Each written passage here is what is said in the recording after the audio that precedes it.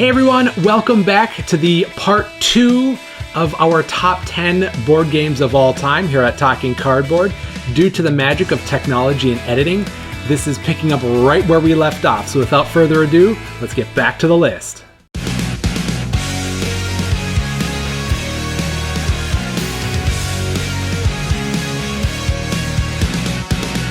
As always, if you like what you're watching, click the like button below, subscribe, leave a comment. We love interacting with the fan base here, especially when it comes to the top 10 lists. So here we are, our second set, 5 through 1. We've got our usual panel here. I've got John to my right, I'm Jurch, and then Cory to my left.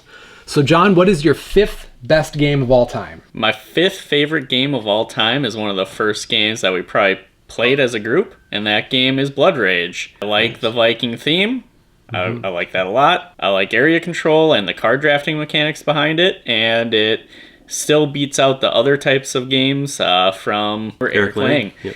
Ankh and Rising Sun both are fun, but Blood Rage still holds that special spot in my heart.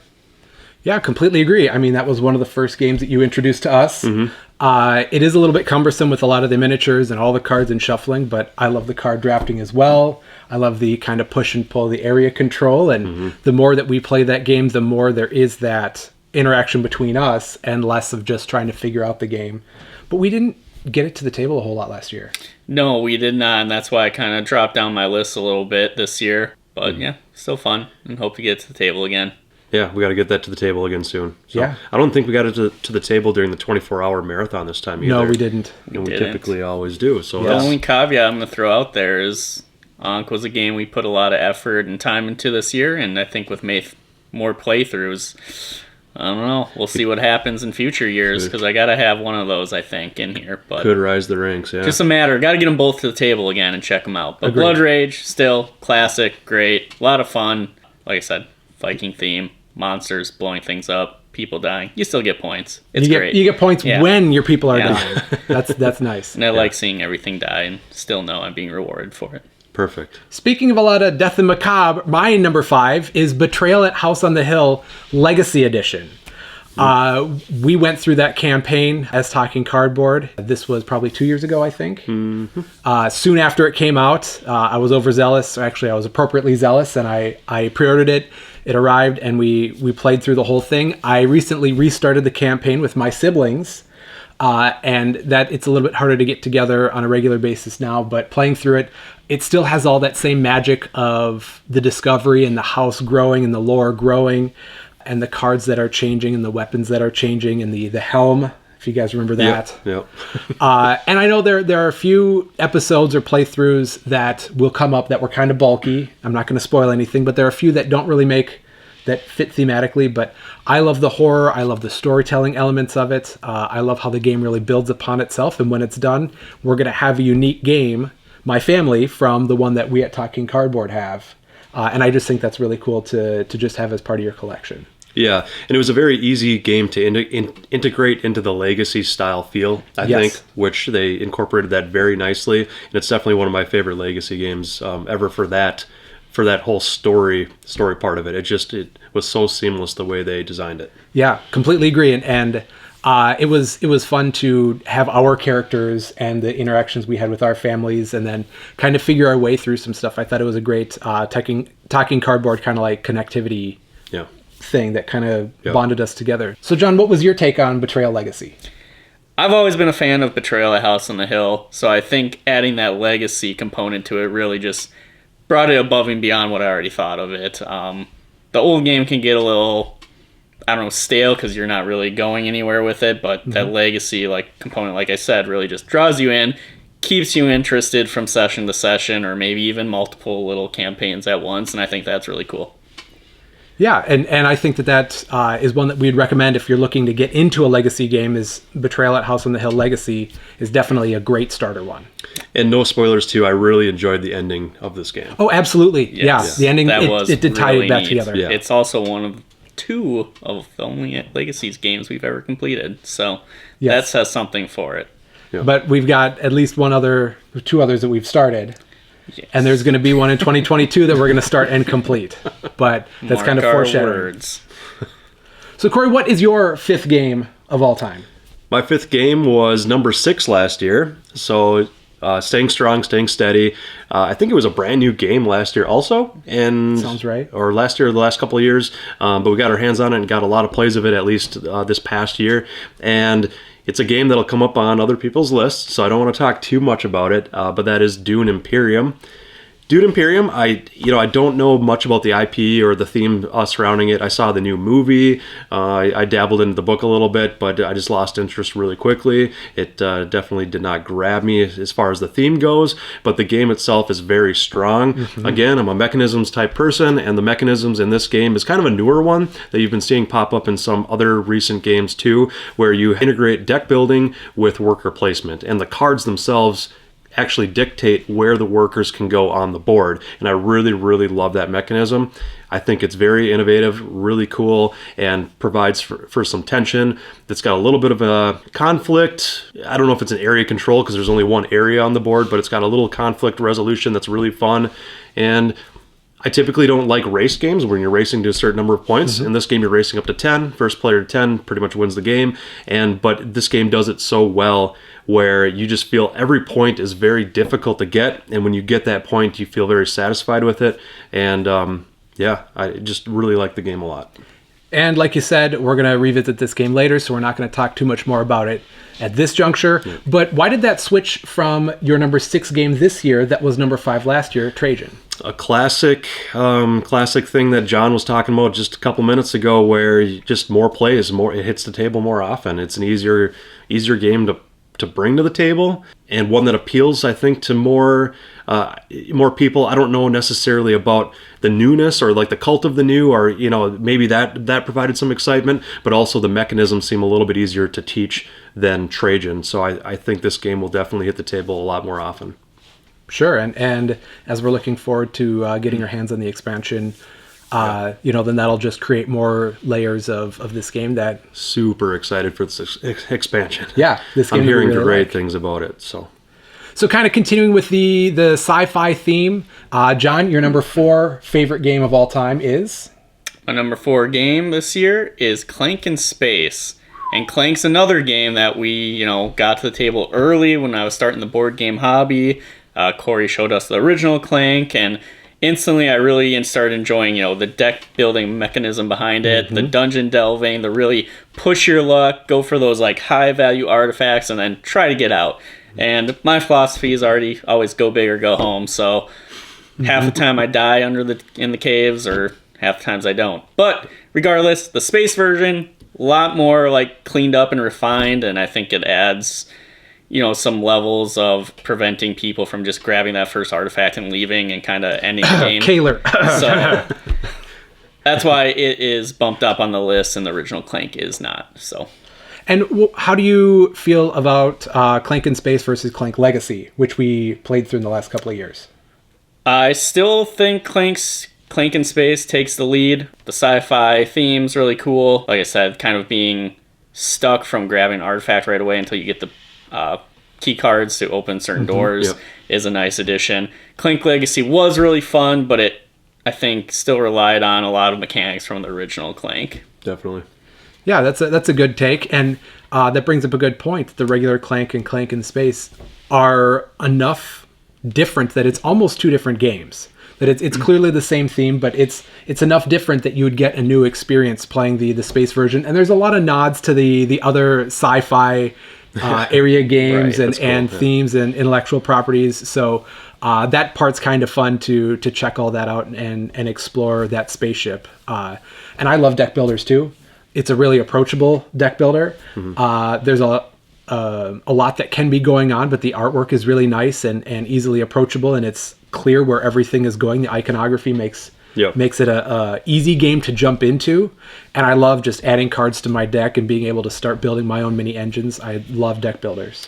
I think what I'm about to say next won't make any sense at all, but I'm going to say it anyway. I'm going to try to articulate it the best I can, but I agree with 90% of what John says, where Clank in Space versus the original Clank, it's a better game. It is a better game. But if percentages had their own physicality or a level of embodiment, the other 10% is larger than the first 90% for me, because I think of the setup time And it just seems like Clank in Space is just a little bit more involvement with setup. To me, I just feel like there's just a little bit more components and things to put on the board, and this key card thing does this thing. There's just a few more things to explain. Where I feel like for me, it's a little easier to get the original Clank to the table, where that 10% is just that larger embodiment than the first 90%. But I think if it was maybe if we played it more often, it'd become more natural too with the setup and just the ease to jump into. But if that first 90% was just a little bit easier to explain, and easier to table, I think we played a lot more often, and therefore it would probably dethrone the original Clank for me. Well, and that's a good point, is easier to explain, is there are extra layers in Clank in Space that then, if you already knew how to play Clank, then it's, instead of doing ABC, it's DEF. Yeah. Oh, okay, well, we can jive with that. But having to add all that into your first time playthrough at any like this, I can see how that might make it a little bit convoluted, just like your explanation of your thought process. But I see where you're going with that, and that does make a lot of sense. Yeah, what do you think about it being there are more moving pieces with Clank in Space? Is that something you like? Yes. I just think that's one of the reasons why it hasn't really hit the table as often for us. I think that's part of it. And with the expansion, it added more moving parts to it, and I think it's just random selection, but still, there's more stuff and always new rules that tack on. And and we found a deck builder we liked better. That's true. Potentially. So, no yes. Spoilers. But it is different enough too. It does hold its own spot in a collection. It's fine by itself. But I go back and forth on this one all the time, and I think Clank in Space is really close to dethroning original Clank. But I keep going back and forth on it. And this is definitely, when we're talking about types of games like a deck builder type of game, Clank or Clank in Space is a staple of that genre.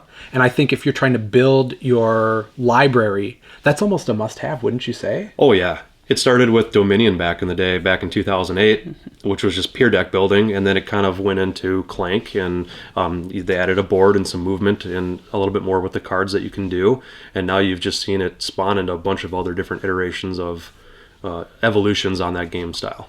So that's why we're really glad to have a game like this in our top 5 or top 10, is it's a staple of that genre, and it's one of the games that we really learned to play early on as kind of talking cardboard. Heck yeah.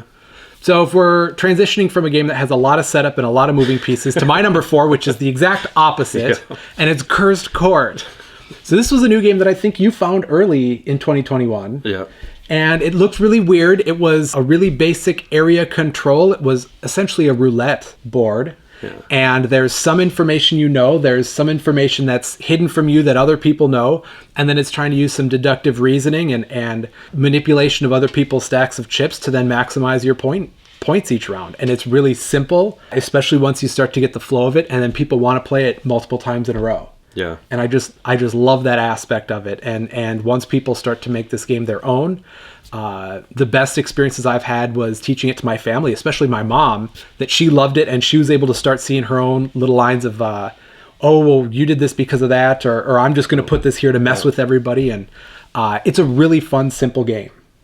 Yeah. Yeah, go for it. I was just going to say, a little bit of not really social deduction, but almost social reasoning, or trying to bluff, or it's the closest game to like poker that you can play with a large group of people and just have kind of silliness thrown into it.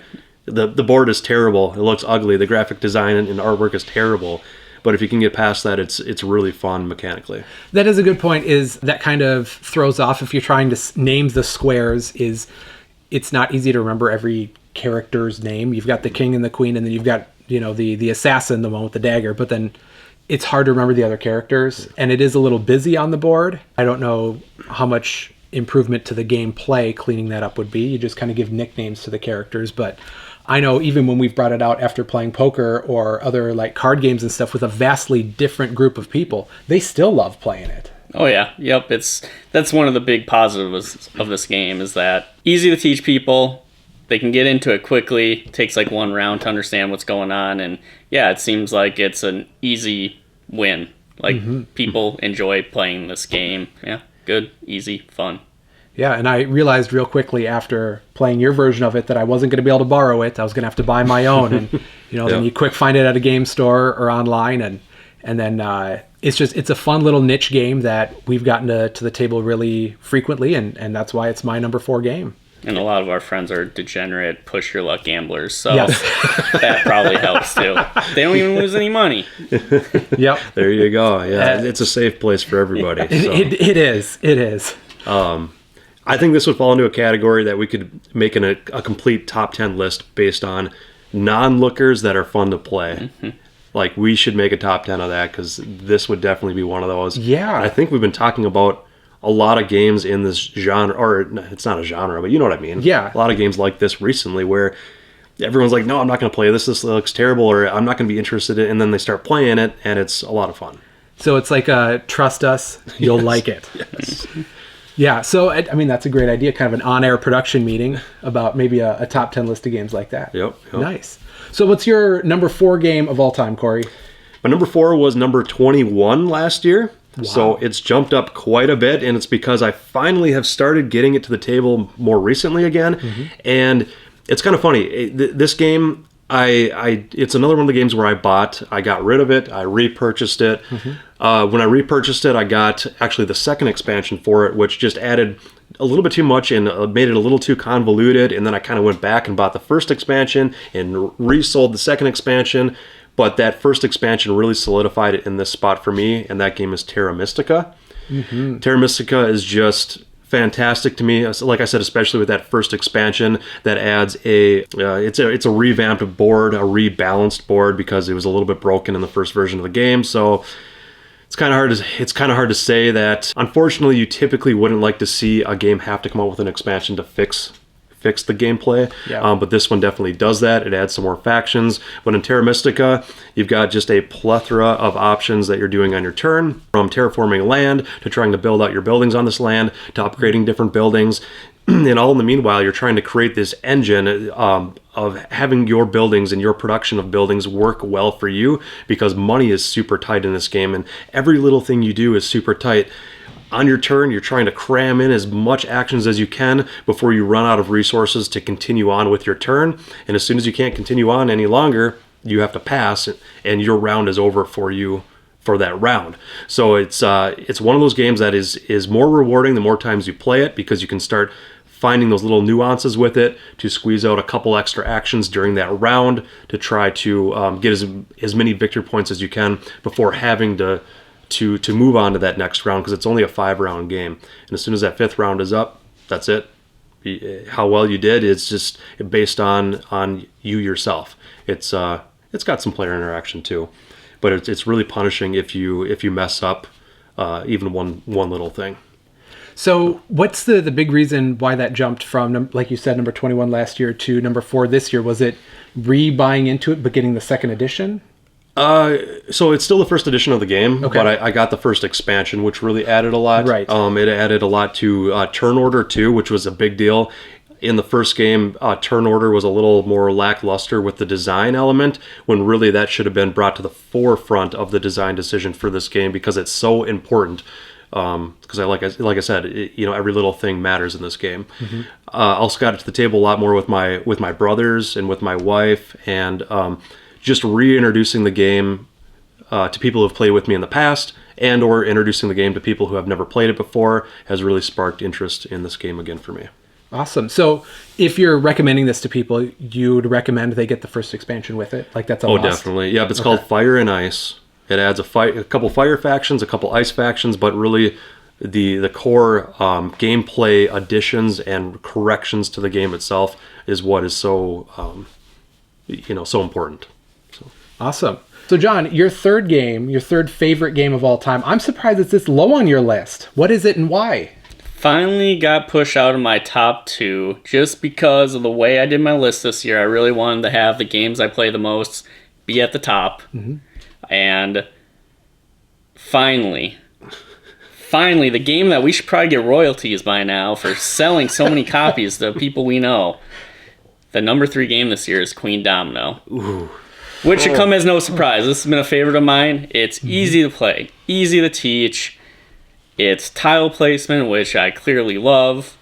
And I don't know, it's just always fun. I don't know how many times I've played. I'm pretty sure my book of score pad is almost gone. Yep. And I still, every time I pull it out, I'm like, oh, here we go. Can't wait. So That's why it's at the top of my list. And it is. It's so fun. It's so quick. It's not a filler game, but we're able to play it so quickly as a filler because we know it so well. And this year we started to involve the Giants expansion. Yep. And that added a new layer to it that we don't use every time because you don't need to, but it definitely makes it a different game. It's more of a player interaction game when you're able to start throwing giants on their better spaces or avoiding them yourself. And it kind of mitigates, I remember it mitigates the wild tiles, the red ones where you can be upgrading that wasn't the optimal way to win. But yeah, Queen Domino is just a talking cardboard favorite across the board. I'm so surprised it's this low because John recommends or suggests this game every time we're together pretty much. But like Jurch said, it kind of, at this point, we've played it so often that it feels kind of like more of a filler game to us. But I would categorize this game more as a bookend game where you can either start the night or finish the night with it. And it's such a great game for that because it provides enough strategy to where it's fresh, fun, very strategic every time. But then again, it's quick enough to play where it's not just going to burn the heck out of your brain at the end of the night. Yeah, that's an excellent way to reclassify it as a bookend game. And that could be another top 10 list. There you go. Bookending games, because we have so many that, well, what do we do now? It's we got like an hour left. What game should we play? Yep. Well, Queen Domino. All right, let's do it. Yep. Yeah, it's just a great kind of palate cleanser, good way to end the night, which is the exact opposite of my number 3 game. You never want to end your night with just one playthrough of this, and this is The Resistance. This is also one that we tend to make a staple of our 24-hour marathon, but we didn't get to it this year because we did other hidden identity games and things like that. But it's such a bare bones hidden identity. You're either part of the resistance or you are sabotaging those plans that are going on, and it is all social deduction, and I love it. I love those nights when we play it for like an hour or two, and you just get the right people involved, and there's so much back and forth, and people who are trying to have a poker face, people who are really bad at having a poker face, and then it's such a great, fun, simple game. He just picks on me. No, you change. You change you're a traitor. When you're a traitor, right. You usually clam up and you kind of get a little red in the face. Reverse psychology, baby. No, it's so easy to read. But that's why it's fun, is you can start to read that I can stuff. manipulate my skin color just for that reason. You go one direction and it never helps. Hey, man. Anyway, are you talking about the Resistance or the Resistance Avalon? Have you ever played the Avalon version? No, I haven't. You haven't? Okay. Well, we'll bring that out some other time. I would say Avalon kind of takes the cake for me, but both games are pretty similar. Are similar enough to where I know someone that would love to teach you Avalon. We'll get our. I think I may know who that is too. Maybe give you the beans a little bit. Who also very fun to play the Resistance with, as long as you're not on the same side as him. All right, well then, without further ado, we're gonna stop playing now. We're gonna go play the Resistance Avalon, and we'll be right back.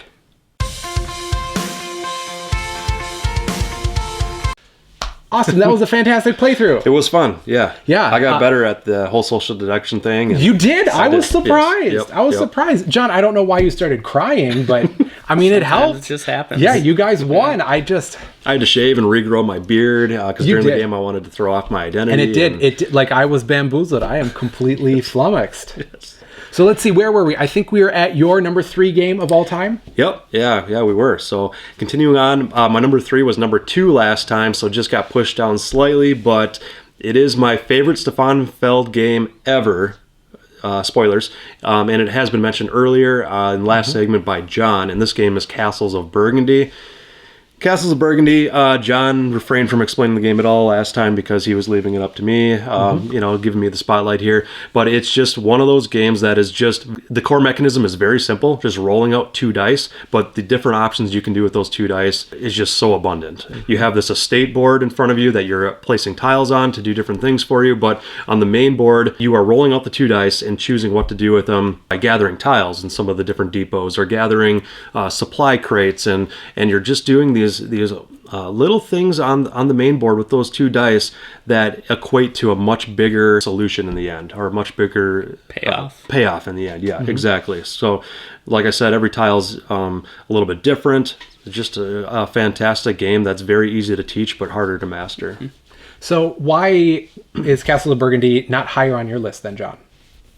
Why do you hate Castles of Burgundy? You mean more than Cory? Yes.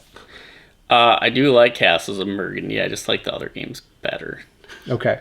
But again, the tile placement aspect of it is really what gets it up there for me. But like Cory alluded to, the options you have and the simplicity of just rolling some dice and then trying to make the decision from there is really fun. I don't know. And I like the inner workings between your estate board, your personal board, and the main board Right. too, because some of the tiles you place on your estate board will actually interact directly with some of the actions on the main board. That's and one of kinda the give you things I love bonuses. most about it is being able to take what's in front of you and then kind of starting to combo and create engines and stuff like that. Yeah, it's not simply you're taking tiles to your board and this is the whole makeup of your game in front of you. It's, what can I do here to help me here? And having that main board kind of is what allows there to be interaction between the players, because you're kind of gambling that, people are not going to take the tiles that you really want. Yeah. Granted, you need to make the dice roll in your favor too a little bit to get some of these tiles, but overall, even, using your board kind of mitigates some of that.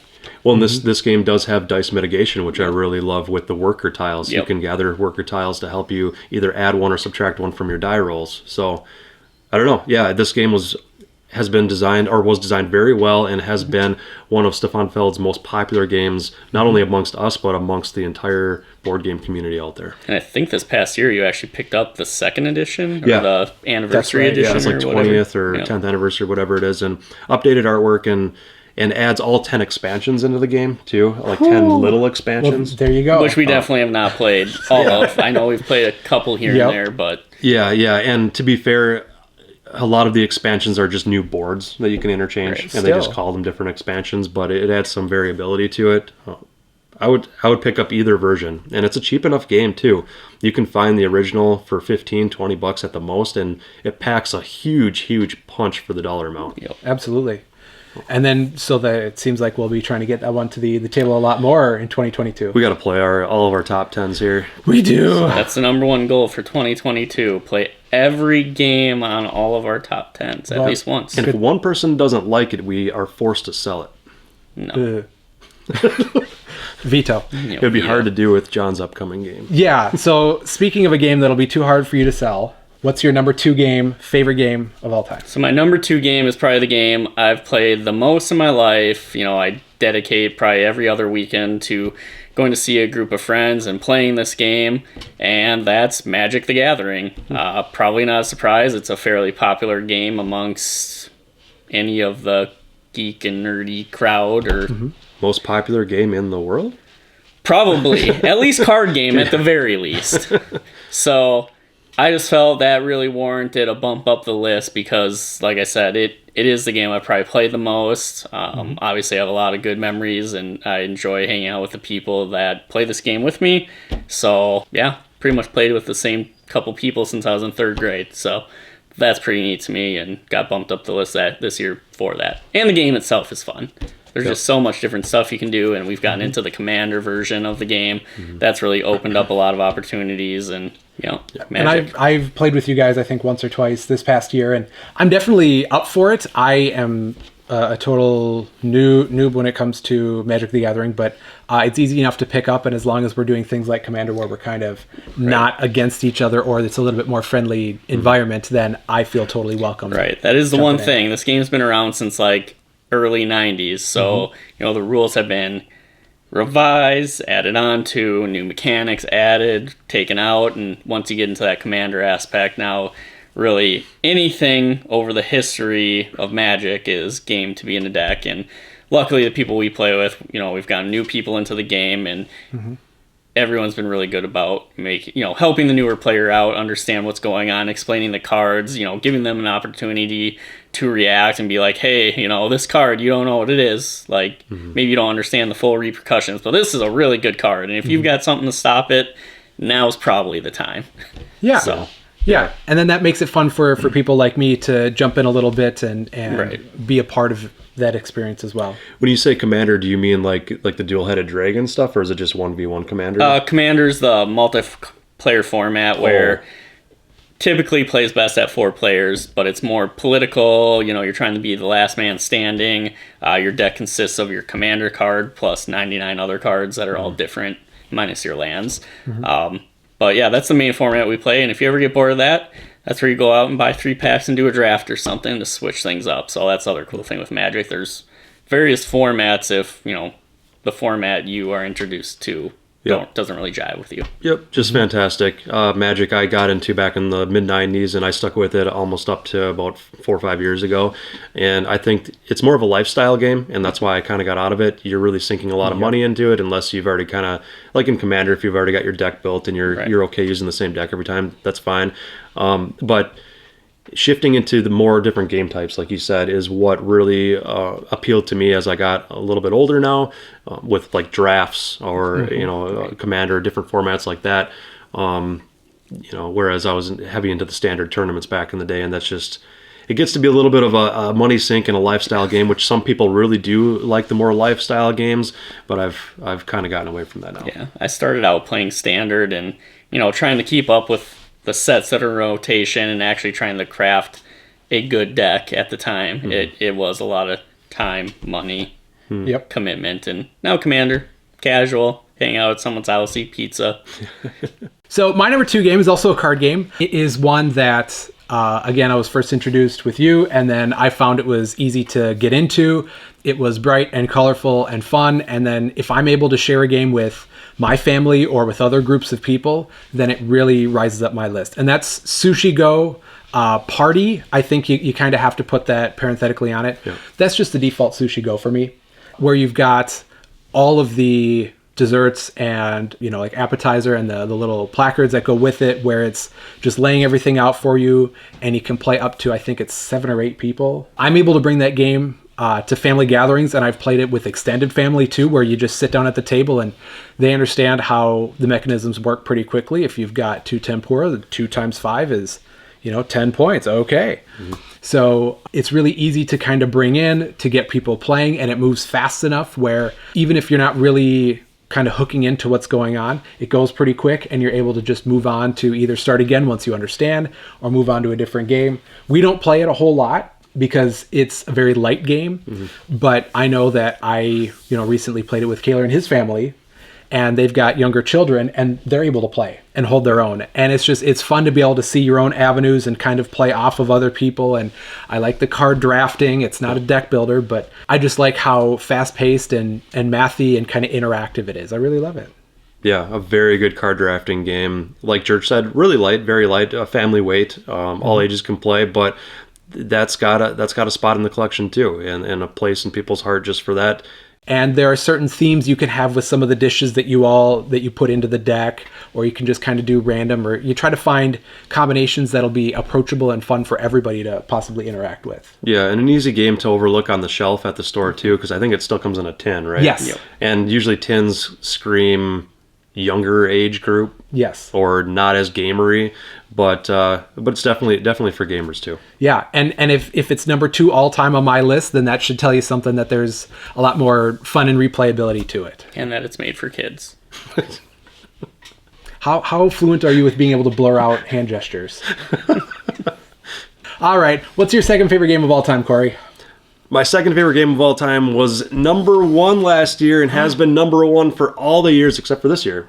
It finally got dethroned, and that is Great Western Trail. If you all have been watching the channel for a while now, you know it's Great Western Trail. You know how much I love on this game. Finally got the second edition as soon as it came out. Showed these guys the game too. I don't know if you guys ever played the first edition with me or not, but... No. Maybe once. I will say, though, that this year's the first time that we did a lot of live streaming of board games. I'm pretty sure we live streamed Great Western Trail every single time we did a live stream. We did live stream it a couple times. So that's why it's surprising that it dropped on your list, and this is the first time we've been able to get it to the table regularly and played a whole bunch. Yeah, well, it's number 2. Still fantastic. I mean, could go back up to number 1 any year, any given day. Just so great. It's another game that's on the World Series of Board Gaming list for this year, later this year, and for good reason. The strategy is so great in this game. There are a bunch of different avenues you can take. You can go the cowboy strategy, where you're trying to get your cattle the best you can in your hand to sell them off at the end of the route. You can go the engineer strategy, get that train further along, because the further you can sell the cities, or to the further cities, the better also. And then there's also the craftsman strategy, where you're trying to build those houses, which we played wrong the first time. And after playing it correctly, it makes a lot more sense. I was going to say, did playing the game correctly make it worse? Because there were a few Oh, that's a good rules. point. No, if anything, it made it better. It made that a I would viable agree. strategy. Yeah, Yeah. way better, way Yeah. better. I think I actually tried building settlements or whatever, buildings Yeah. along my trail the second playthrough that we did to Yep. just see what you could make work now that we actually understood the rules the right way. Yeah, Yes. it really feels like you're upgrading the buildings Yeah. more so than just trying to build new buildings, and you can overbuild, which we never really did in the past either, and it just makes so much more sense. And it can be a little bit mean with that strategy, blocking off different avenues for opponents to go over and having them have to pay you money as they travel through your settlements, but that's kind of some neat player interaction too in a mostly not player interactive game. Yes. But And I loved the light deck builder aspect of it because it was Yeah. kind of deck building a Right. little bit, You're trying which to get the I various liked. cows in there. Yep, trying to get the variety, trying to call out some of the low frequent ones. I liked that aspect of it. I liked how you were in such control of how far you went around the board. Yeah. Like you could race yourself through, or you could be a little bit more deliberate, and it was all depending on what you were trying to do. And Yep. and I thought that is such a really cool philosophical way of creating a board game, is that you get to choose how fast you run through the board. And there are advantages to racing through, there are advantages to hitting the right stops, and then it's just that kind of dynamic interaction, because then you can see if somebody's racing through quickly, well then maybe I need to catch up and go through quickly so then I can be advancing my train further to further stations like you said, or trying to get more money by selling off my cows because I've got a good combination in my hand going. And I love how dynamic that game is. yeah, I'm glad you guys really liked it because it's one that I want to keep playing over and over again. Any of these top 5 or top 10, I would be happy to play these games anytime. That's how much I love them. And this is the highest Alexander Pfister game on my list. And I just wanted to mention too, he's been doing really good job with his designs on doing what Jurch just said, with allowing the players or giving the players the opportunity to really adjust the game length depending on their overall strategy or what is happening currently in the game. And that's a really cool mechanism to mess with. You can really speed the game along by going forward. In his newer game, Maracaibo, he takes it to the next level, to the extreme, where you can literally like jump up 7 spaces, and that's almost the entire length of the board. And it's a set number of rounds, but you can really tailor the game length to fit your strategy, which is really neat. Yeah, completely agree. And it's a little bit different, the moving mechanism, than like Clank in Space or Clank, where you can kind of craft how much you can move, but then you also really get screwed out of movement sometimes. And that's my biggest frustration with the Clank games is if you're trying to race back and you're really trying to do whatever it takes, but you just don't have that in you. In Great Western Trail, you do have much more autonomy over your movement and going after your different goals and things like that. So John, what do you think about Great Western Trail? I think that we got to the table more this year, and it definitely was much more enjoyable than I remembered my first time trying it. I think maybe it was just a little overwhelming to start, but now that we've, like I said, got to the table a few times, seems like a great game. So we are all the way through every game except for our top favorite games of all time. So John, do we want to say our favorite game of all Insert time? Spider-Man meme here, pointing At each other? Not quite. It's only 2 Spider-Men, but still. Yeah. So our favorite game, our top game of all time I'm not saying it with you. You can say it. is it's Dune Imperium. Like Cory mentioned earlier, that was his 5th favorite game. For both me and John, for probably different reasons, it is our favorite game of last year, and then kind of currently all time. So John, start us off. Why is this number 1 for you? It may not be a game we get to the table a ton, but when we do, or when we can, after begging Cory to bring it and actually let us play, I always have a blast. It's got a lot of good mechanics boiled into one game. It's got the card or the deck building, it's got the area control, it's got the Euro worker placement, it's got these intrigue cards and factions that you're trying to manipulate, which are awesome. Like, everything in this game is really on theme. It's nuanced, it makes sense, and like Cory said earlier, you're really scrapping to get these 10 victory points, and it just feels so good when you're slowly moving up that victory point track. There's tons of ways to go about getting the victory points, so that's always changing your strategy every game you play, and it's just great. And I should say that I played this game first before having anything to do with the Dune universe, and I liked the game then, and then I read the book, I liked the game more, and then I saw the movie, and it's going to be a top game for the foreseeable future. It's going to be hard to top. And I completely agree with, like you said, about all the game mechanisms, is the deck building, the crafting your hands, the resource management. I mean, even the little tokens for the resources, they're not just little like cubes or whatever. Is for the water, it's a water droplet. That for, the spice, or for the currency, the solarium. Yeah, it's different shapes, where it's such a good tactile game, and initially there's a lot to have to piece together. So this wouldn't be a great first game for somebody, but if you know the mechanisms of deck building, of Euro style, of resource management, then these all come together just perfectly. Although I should caveat that with, there are a few people that don't typically play games that we brought this to the table with them, and they actually did really well, surprisingly. Yes. Yeah, that's a good point. I'm pretty impressed, and I don't know if the game's just so balanced that even someone who may not be hitting the mark mentally on what they're supposed to be doing, maybe just knowing the basic rules is good enough to keep them in the game. Because I was really impressed with the people that we've shown this game, how well they've done. Oh, absolutely agree. And in terms of the intellectual property of Dune, I could take or leave. Like that, That is not a draw for me. It's probably a draw for some people, or like John, you said, it enhances your experience. Yep. It like that, it doesn't matter. I'm still loving like all of the aspects of it, and the artwork that they use for it is tied to the movie. Yep. So it's really identifiable, and it makes it kind of a really hot commodity right now. Yep. But I didn't need it to be Dune for it to rope me in, and all the different ways with the player interaction, the different levels of character you could be, that there are level 1, 2, or 3, and that's more difficult or more nuanced with like the level 3 characters. But we always, I don't know if it's a house rule, where you get 2 options and then you get to choose which character you want to be, so you kind of get to craft that a little bit yourself, and it's just such a really good, balanced, dynamic game that we love, and even though we get it to the table a fair amount, it's still not enough. Yeah, agreed. Yeah. And the end of this game really creeps up on you quickly too, which is something you need to be aware of. The first time you play, you're like, oh, I thought we had like another 6 or 7 rounds, but it just ends just like that. And some of it is due to the intrigue cards, which is maybe it's kind of a balancing mechanism a little bit, like you said, with newer players. You can collect some of those and kind of have more of those I got you moments, which is kind of neat, but you need to be expecting that too. That's a part of the design of the game. And to kind of dive deeper into the case study of why these newer players are beating us at our own games, I think there's a lot to explore in this game. And I know with the expansion, there's going to be added cards and even more to explore, and different strategies and things you can do.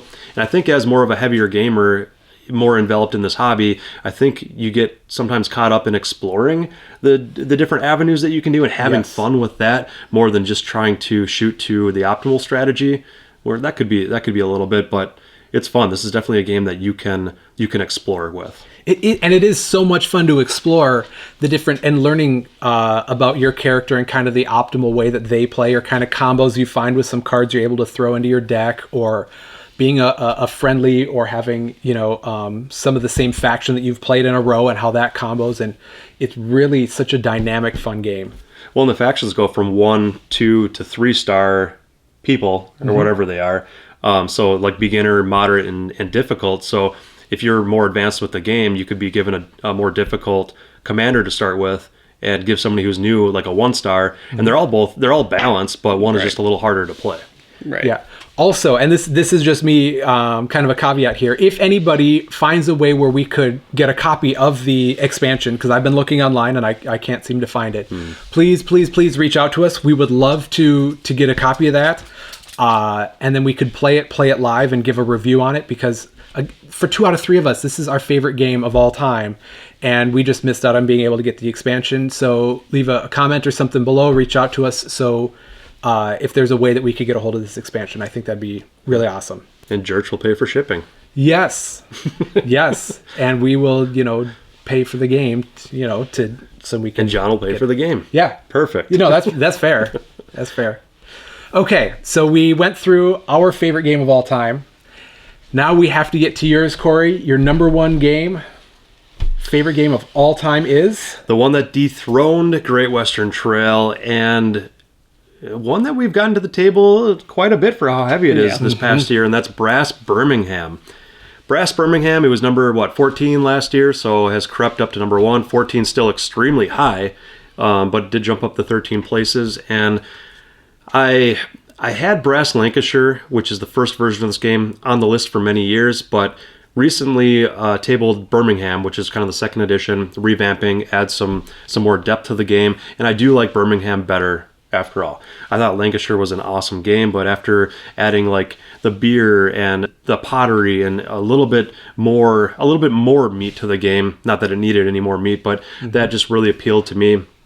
And another game that's in the World Series of Board Gaming this year, which I think I'm tending to enjoy those really heavy strategy games that you can get better at over time, and you can learn the little nuances to it and learn how to get better. And this game, I think, finally clicked with me the last time we played it. It took many, many plays for it to click and to really understand what's going on. But basically in this game, you're building a network of different industry tiles, and you are trying to maximize that the best you can. You're trying to get the resources off of them or sell them off in various ways to flip the tiles, because when you do, you can add income and you add victory points to your total, and income is very tight in this game. You are forced to take loans quite often, so that's a really cool mechanism on how they played that out and how they designed that. But it's another game that's got a very tight design, a very simple card play. You're just playing 2 cards on your turn and that's it, but what you can do with those 2 cards is just a ton of options, a ton of different things you can do.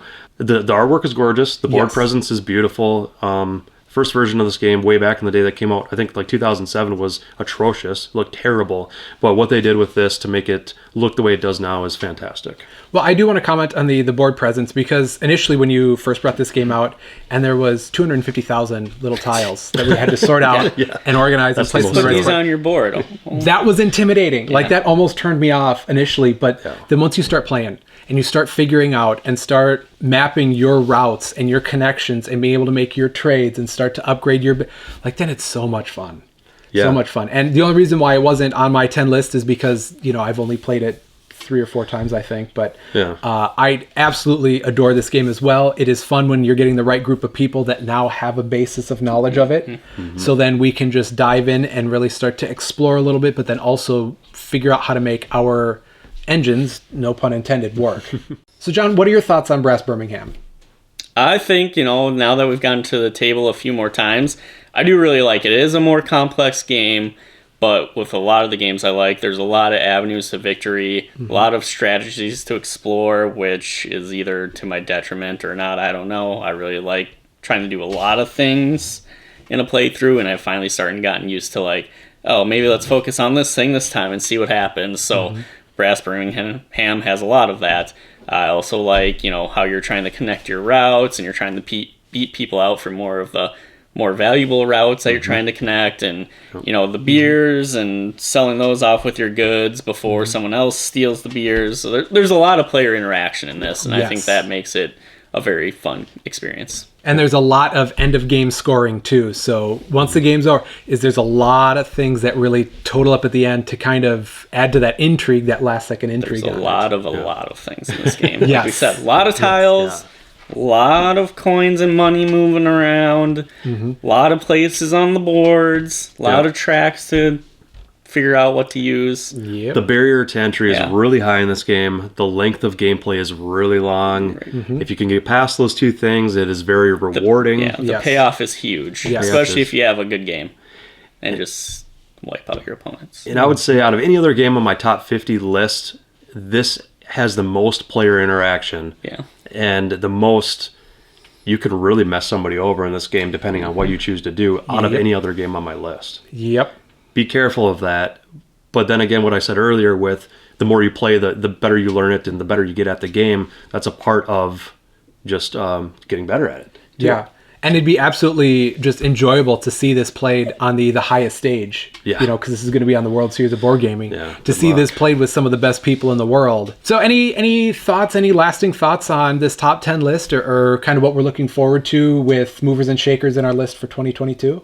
I'm excited to try all the top 10 games if we actually get to it. I know there's games of mine that I'm even excited to get kind of back to the table that I haven't played in a while, so doing Imperial. Or the Star Wars CCG. And then checking out some of the games on your guys' list, minus Terra Mystica. But, everything else looks fun. Terra Mystica's so good. I'm looking forward to in 2022 that there might be some games that might throw some of these off of the list, and ones we talked about prior that weren't on the top 10 list, but that might make it if we make a concerted effort to play. Or there are a couple of Kickstarter games that will be arriving this year that I'm looking forward to. The Jurassic Park Legacy game, I'm really looking forward to, so I'm trying not to get my hopes up too much on that, but that definitely has a chance to make my top 10. Yeah, and I'm very happy with the way the list turned out here on the top 10. They're very different in their own way. You can kind of gravitate toward either John or Jurch or myself, depending on what style gamer you are. Anything from nostalgia to older games to newer games to more Euro heavy, more interaction heavy, more card game heavy. So I think the lists are very diverse and a nice representation of different play styles. Yeah, absolutely. So comment below which one of our lists you like best. For all of us here at Talking Cardboard, we love, again, reach out with your comments on these games. If there are any that you think that we missed with our top 5 or top 10, leave it below and we'll check it out this year and play it and let you know what we think. From all of us at Talking Cardboard, get out there and play some games.